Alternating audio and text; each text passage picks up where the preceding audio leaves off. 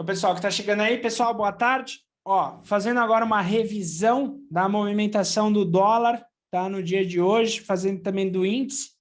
Vou começar aqui pelo dólar nessa revisão, onde a gente vai verificar aí quais foram os pontos interessantes na movimentação num dia tão forte de volatilidade que foi o dia aí do CPI americano. Olha só, na manhã de hoje, a gente fez a avaliação do dólar antes da abertura, lá no Morning Call, e nós verificamos que o dólar futuro, ele tinha contexto aqui, caso perdesse o suporte, para um fabuloso 4. Inclusive, lá no Morning Call, eu projetei esse movimento dele aqui para baixo. Só que na sua abertura, ele acabou ficando aqui lateral. Reparem aqui nessa movimentação lateral dele, tá, pessoal? Que ele não gerou nenhum candlestick com máxima e mínima ou impulsão para eu poder, por exemplo, abrir uma venda na perda do candle 1. Eu só poderia estar abrindo venda na perda do candle 1 se ele deixasse uma situação aqui, tá? Aonde trouxesse, por exemplo, uma impulsão do seu movimento. Então, olhando para ele aqui, ele teria que trazer um movimento de impulsão para baixo, fazendo a movimentação de correção e aí abrindo aqui um movimento de venda.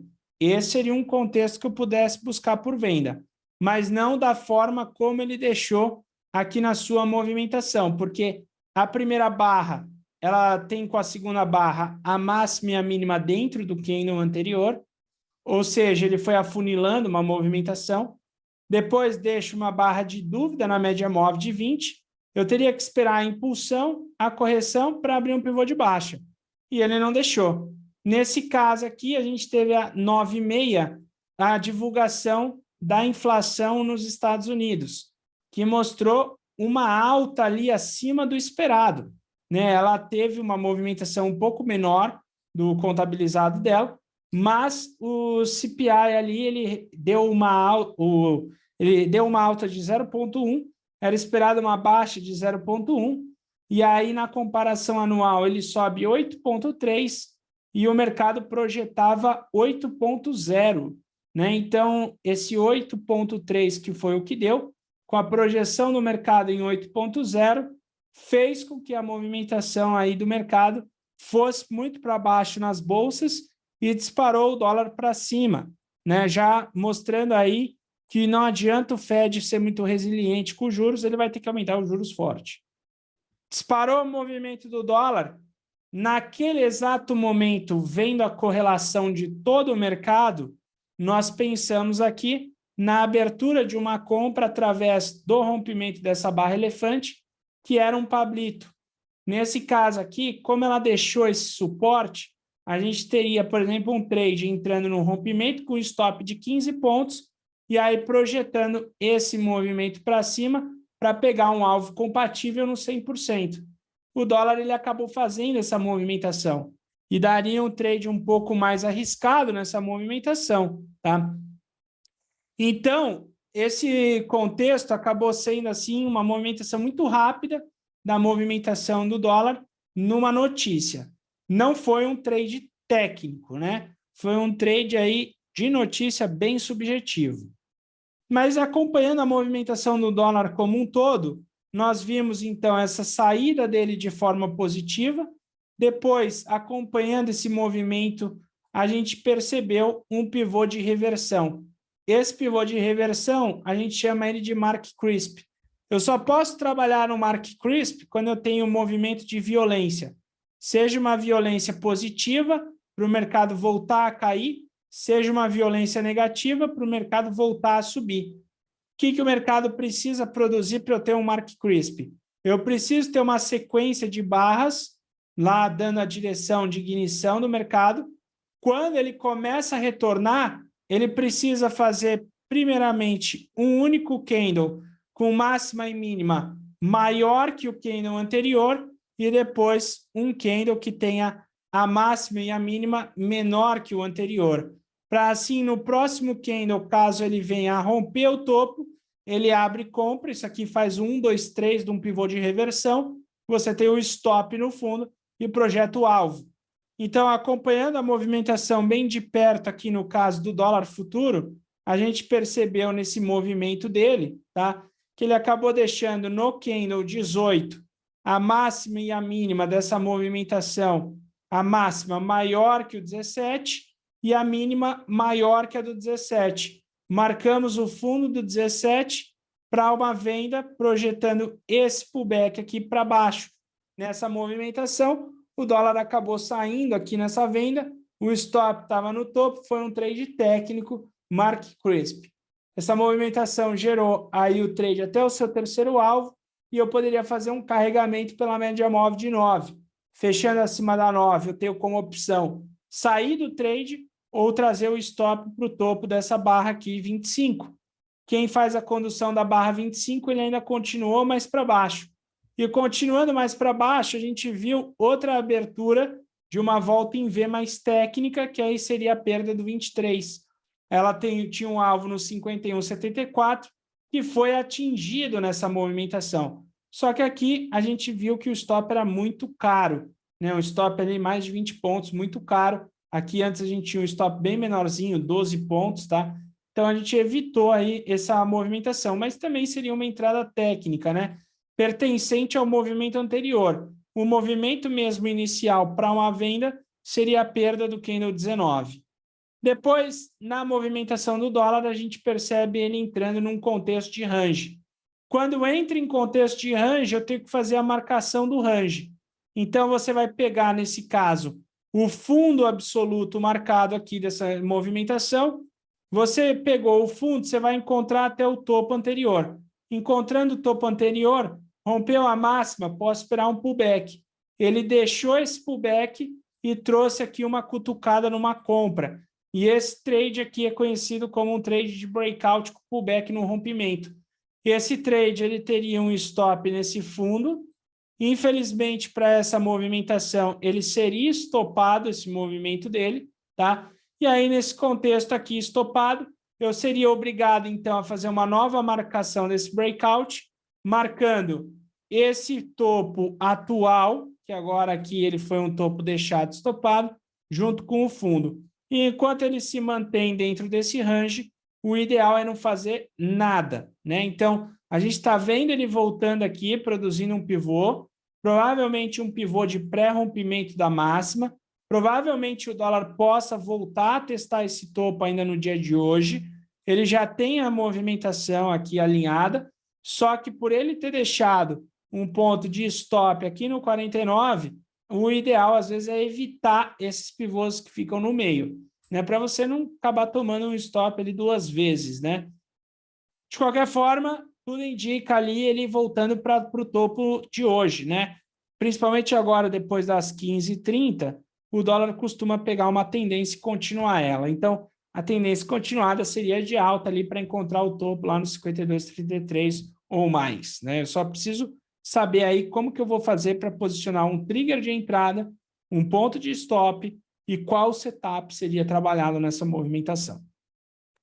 E agora, falando do índice futuro, na movimentação aqui, o índice futuro, ele deixou também um contexto bem interessante de trade na sua movimentação no pregão. Tá, o índice futuro, eu vou apagar tudo só para a gente interpretar desde a sua abertura, que vínhamos acompanhando. No índice futuro, pessoal, pela manhã, a gente identificou que a abertura dele estava num contexto de fabuloso 4. Se eu marco aqui, né, o fechamento do dia anterior, pelo menos as 2 últimas horas, a gente tinha um range. Desse range, eu projetei o pullback desse range para cima. Nessa movimentação de projeção, ele abriu no fabuloso 4, mas estava esticado. Nessa movimentação esticada, eu também não tinha muita vantagem em trabalhar com o índice futuro aqui do lado vendedor, porque a média móvel de 20 estava bem próximo. Então, a nossa atitude foi esperar a notícia.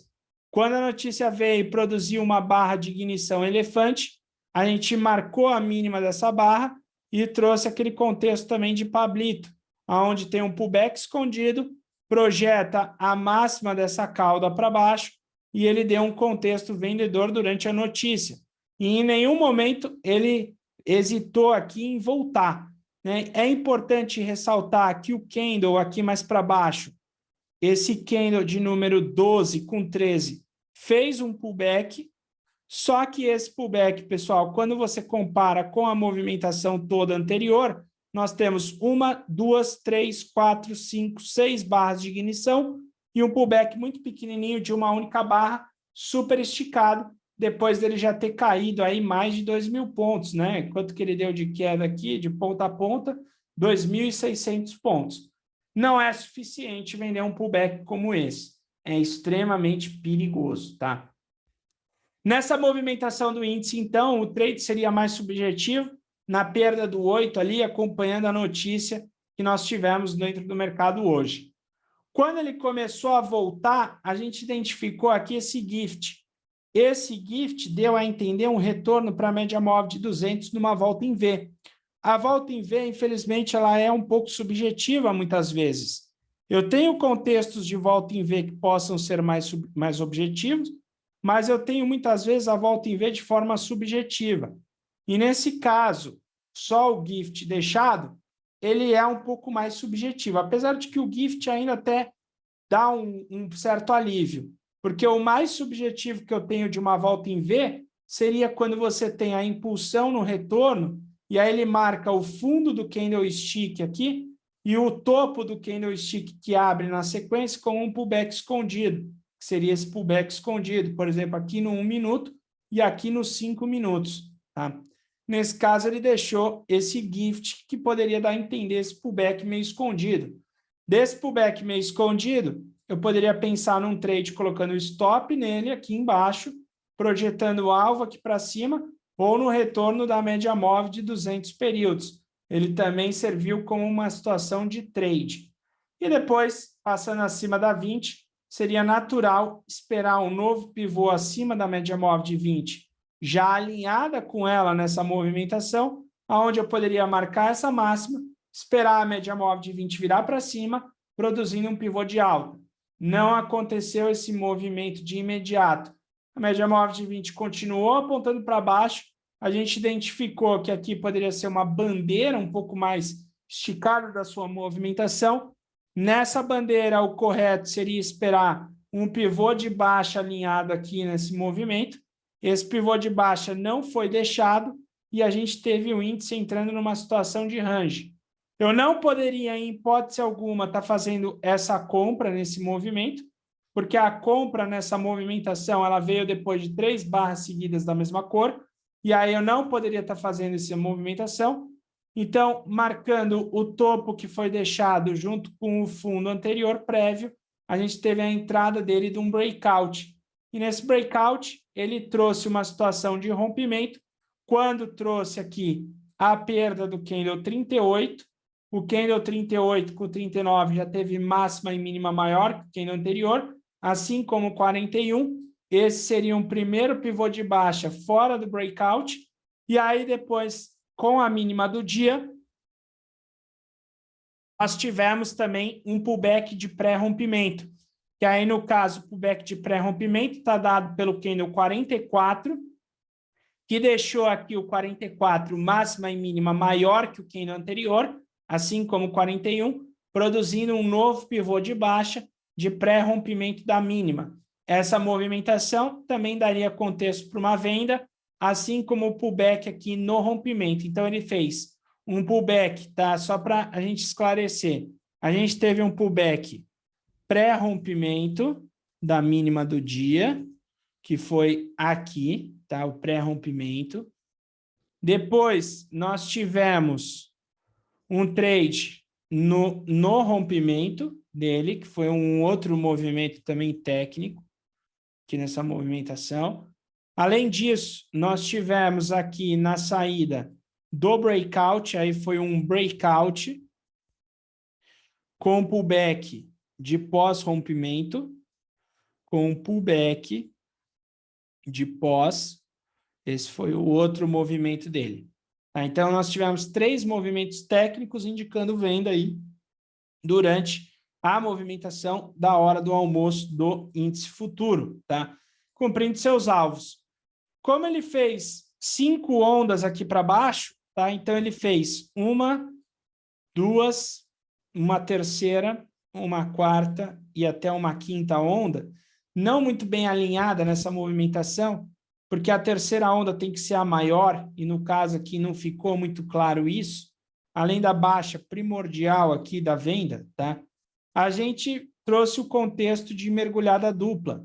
Mergulhada dupla é quando você tem uma movimentação mais definida e o mercado faz um ABC, ou no inverso, né? O mercado cai e faz um ABC.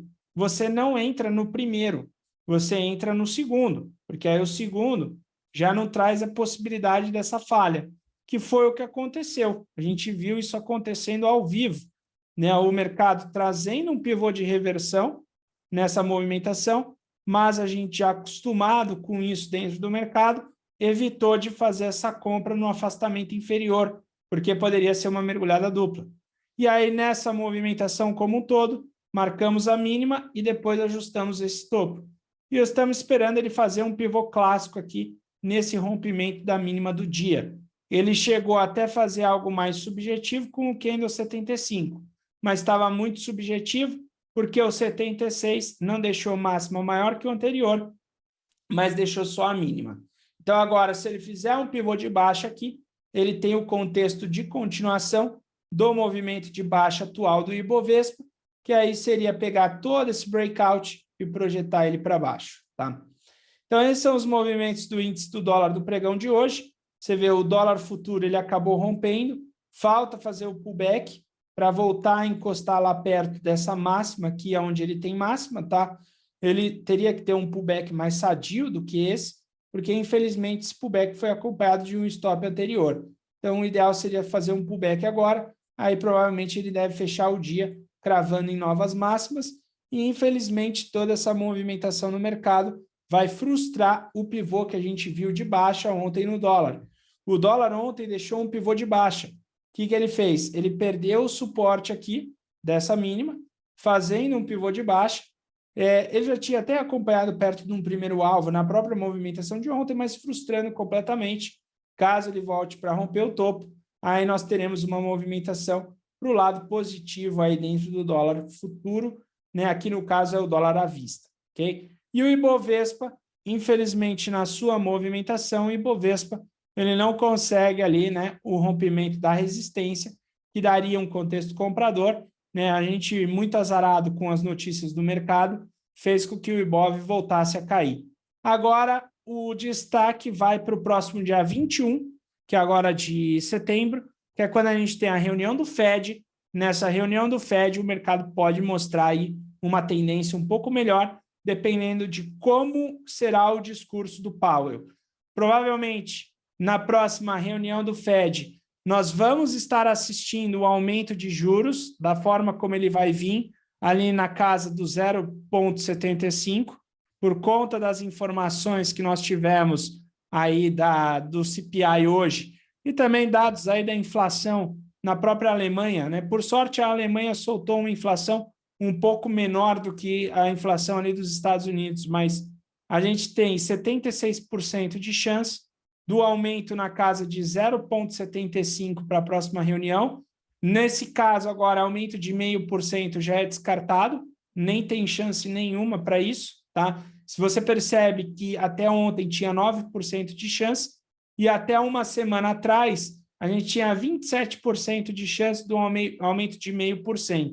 E desde a última reunião do Fed, nós tivemos aí a possibilidade de 55% de chance do aumento de 0,5%, o que fez com que a movimentação do S&P fizesse toda essa alta que ele deixou aqui nesse movimento, principalmente deixado aqui no mês de agosto, né, onde ele subiu forte. O mercado estava querendo precificar aqui um aumento de 0,5% e fez com que o mercado subisse forte. Mas agora muda a correlação no mercado, ela já abre a maior margem no 0,75%, por enquanto 1% praticamente ainda é descartado, com 24%, provavelmente até o dia 21, não deve ali ter grandes mudanças. E a mudança vem um pouco mais para frente, né? E aí a gente já tem mudança, sim, que a taxa de juros pode ter esse aumento de 0,75%, chegando aí na casa, né? Se tivermos o aumento, ele vai chegar na casa de 3, tá? E aí, posteriormente, a gente já tem para novembro, precificando mais 0,75% ou até mesmo 1%, né? Aqui. Então, onde começa a ficar agora as dúvidas são nas taxas mais longas para saber quando que o Fed vai chegar nos 4% ao ano, que provavelmente aqui o mercado já precifica em dezembro, ele chegando nos 4% aí, ou mais no final desse ano de 2022, e isso está fazendo um grande peso dentro do mercado, levando a uma baixa de quase 4% aí dentro do S&P e 5% praticamente dentro do Nasdaq futuro, que acaba sendo o Nasdaq aí, pessoal, tá o mais prejudicado de todos. Vamos ver o que vai acontecer. Beleza? Então, basicamente é isso.